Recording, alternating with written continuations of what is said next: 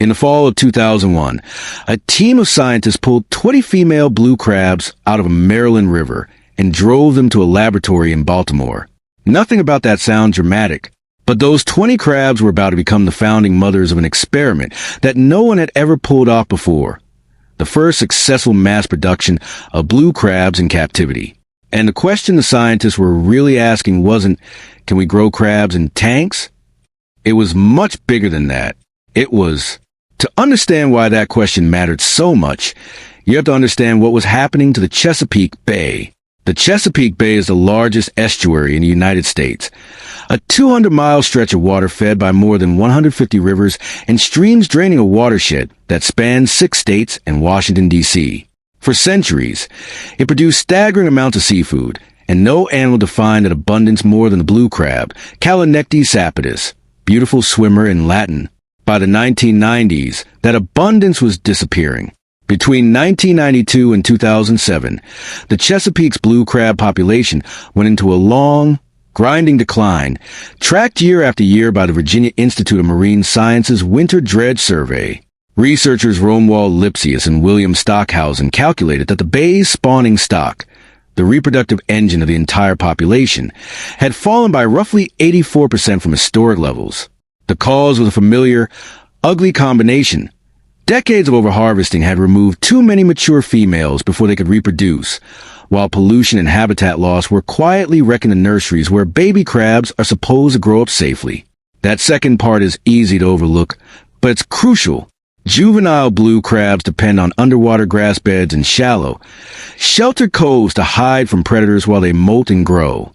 As nitrogen and phosphorus runoff from farms, lawns, and wastewater treatment plants fed massive algae blooms across the bay, those blooms blocked sunlight, killed off the grass beds, and, when the algae died and decomposed, sucked oxygen out of the water, creating the seasonal dead zones that Chesapeake has become infamous for. Fewer nurseries, less oxygen, fewer crabs surviving to adulthood. It was a slow-motion collapse, and it was happening to one of the most economically and culturally important fisheries on the East Coast. Blue crabs aren't just another species in the bay's food web, either. Ecologists describe them as something closer to a keystone species, aggressive scavengers that clean up dead and decaying material, and active predators that keep smaller fish and shellfish populations in check. When crab numbers fall, the effects don't stay contained to crabs. The whole balance of who's eating whom in the bay starts to shift. That's part why the decline felt so urgent to the scientists watching it happen. This wasn't just a fishery losing money. It was a warning sign about the health of the entire ecosystem. The economic stakes were just as real. Blue crabs have long been one of the most commercially valuable species harvested from the Chesapeake, supporting thousands of watermen and their families across Maryland and Virginia. Steamed crabs, crab cakes, and soft shells aren't just regional specialties. Their identity, tied to towns that have depended on the bay for generations. Watching the population crater wasn't an abstract data problem for people living around the bay. It was watching a way of life get squeezed. By the early 2000s, state and federal fisheries managers were facing a hard truth. Traditional tools, catch limits, size limits, seasonal closures, were necessary, but they were slow. They could stop the bleeding, but they couldn't by themselves rebuild a population that had already crashed. So a group of scientists started asking a different question. If nature couldn't rebuild the population fast enough on its own, could humans help? Not by protecting crabs after they were born in the wild, but by growing in a lab and releasing them? It wasn't a new idea in fisheries science generally. Hatchery-based stock enhancement had already been tried, with mixed results on species from salmon to abalone to various species of shrimp and prawn. Sometimes it worked. Often it didn't. Hatchery animals released into the wild turned out to be poor substitutes for the real thing. Too tame, too slow, too easy to catch. Nobody had ever tried it with blue crabs, and nobody was sure the biology would even allow it. Crabs are notoriously difficult to raise past their earliest larval stages, and no one had cracked the code at any meaningful scale. That idea became the Blue Crab Advanced Research Consortium, or CARC, a partnership between the University of Maryland Biotechnology Institute Center of Marine Biotechnology, the Smithsonian Environmental Research Center, and the Virginia Institute of Marine Science, funded through NOAA's Chesapeake Bay program. The technical lead was Dr. Jonathan Zohar, a reproductive physiologist who had already spent years figuring out how to breed fish species in captivity. Blue crabs, it turned out, were a much harder problem. Their larvae go through a series of molting stages, from zoea to megalopa to juvenile. At every stage, the wrong water chemistry, wrong temperature, or wrong tank design can wipe out an entire batch. Zohar's team started with 20 mature, presumably already mated female crabs collected from Maryland's Road River in October 2001. They kept the females in large recirculating tanks, carefully controlled for temperature, salinity, and water quality through an entire year, coaxing them to release their larvae. The early larval stages actually survived reasonably well. The real bottleneck showed up later, at the megalopa stage, when the young crabs became intensely cannibalistic in close quarters, and heavy losses became almost unavoidable, a problem common to crab aquaculture generally, and one the team had to engineer around with tank design and stocking density. It worked. In a 2005 paper in the journal Aquaculture, Zohar and his colleagues Oren, Zmora, Anson Findesen, and others reported what they called, for the first time, successful large-scale, year-round hatchery production of juvenile blue crabs. It was a genuine technical breakthrough, proof that the bottleneck standing between we can grow a few crabs in a tank and we can grow enough crabs to matter for a wild population could be solved. But growing the crabs was only step one. The real question was still unanswered. If you take a crab that spent its entire short life in a climate-controlled tank, eating hatchery feed, with no experience dodging fish or finding its own shelter, and you dump it into a tidal river, does it survive? Does it behave like a wild crab? Can it actually grow up and reproduce? Nobody knew, and there was good reason to worry it might not work. Hatchery-reared animals, across many species, often turn out to be poorly adapted to the wild. Physically softer, behaviorally naive, easy pickings for predators that a street-smart wild animal would avoid instinctively. If that turned out to be true for crabs, the whole hatchery idea would be a dead end. So the team designed a real-world test, working in two subestuaries of the upper Chesapeake Bay, the Road River and the South River, both in Maryland, close to the Smithsonian Environmental Research Center's field station. They released batches of hatchery-reared juveniles directly into small coves, Boathouse Creek and Sheepshead Cove in the Road River, and Logan Pond in the South River, ranging from about 3 to 5.5 hectares each. Before release, every single hatchery crab was individually tagged, using two methods borrowed from fisheries science. Some received a microscopic coated wire tag, and others an injected colored elastomer tag, both inserted into the crab's rear legs. Crucially, these tags persist through molting, so scientists could keep identifying a hatchery-raised individual as hatchery-raised for the rest of its life, even after it had shed its shell a dozen times.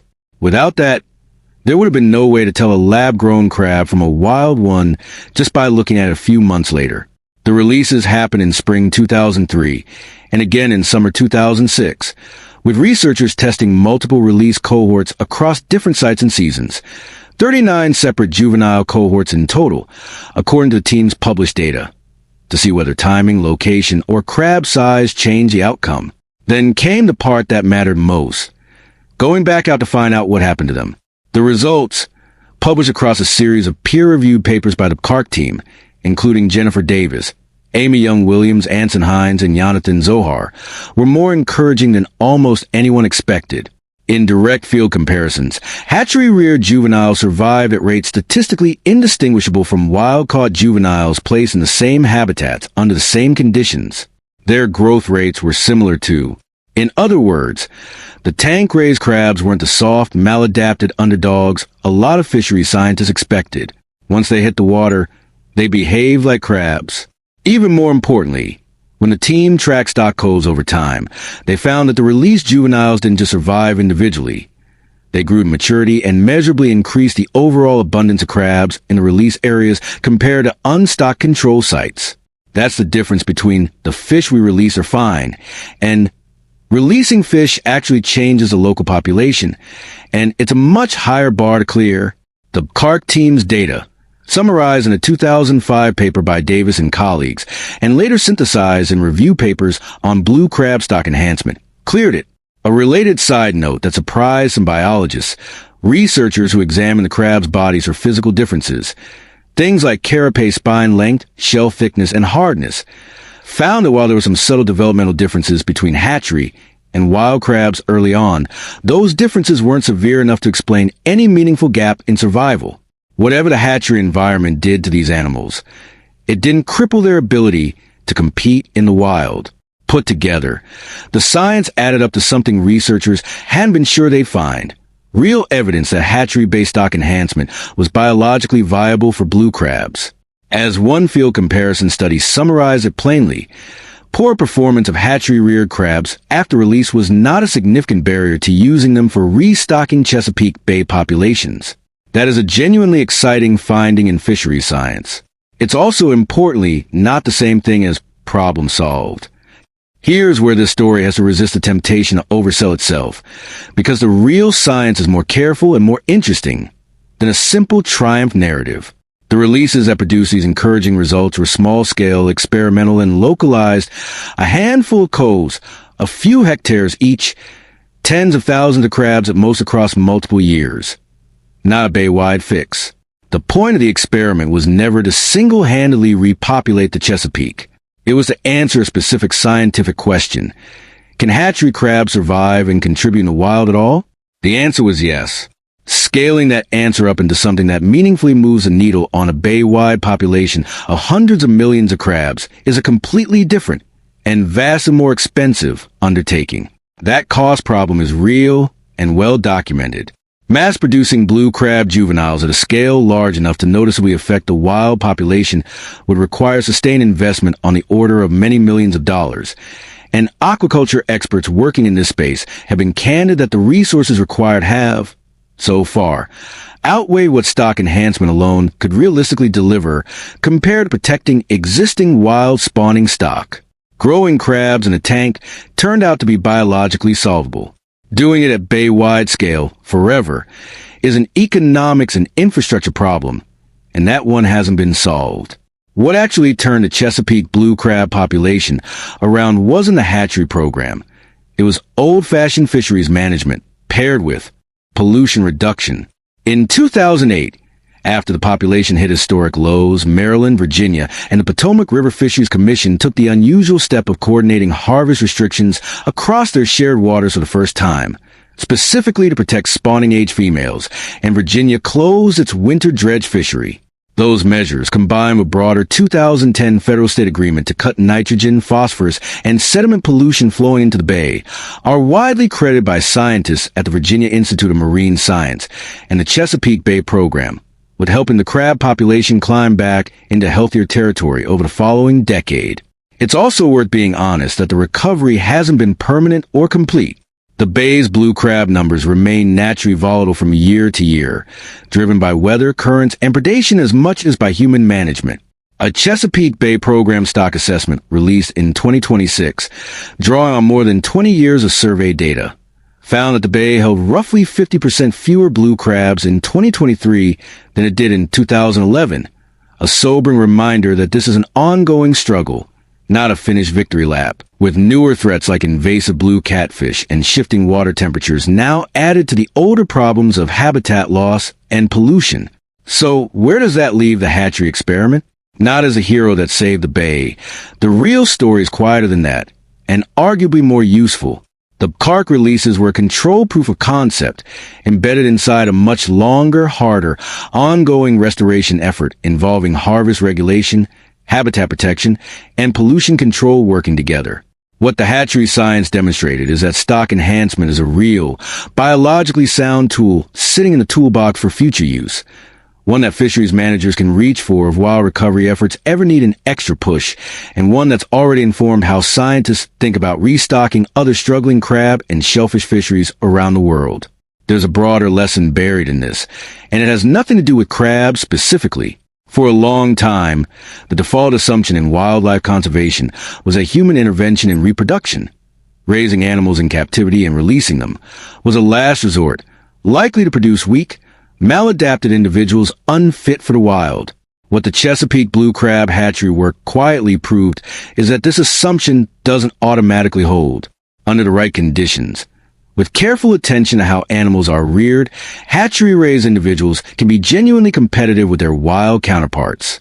That finding has informed stock-enhancement research well beyond blue crabs, feeding into work on species from other crab fisheries to shellfish restoration programs elsewhere in the world. It's also a reminder of something less flattering, but just as important. Technical breakthroughs are rarely enough on their own. Solving the biology, figuring out how to grow a healthy crab in a tank, how to release it so it survives, how to prove it's contributing to the population, is genuinely hard and genuinely was solved here. But turning that solved problem into bay-wide ecological change requires money, political coordination across multiple states, and years of unglamorous regulatory work. Closed seasons, harvest limits, sewage treatment upgrades, farm runoff programs. None of that makes for a dramatic thumbnail. All of it is what actually moved the numbers.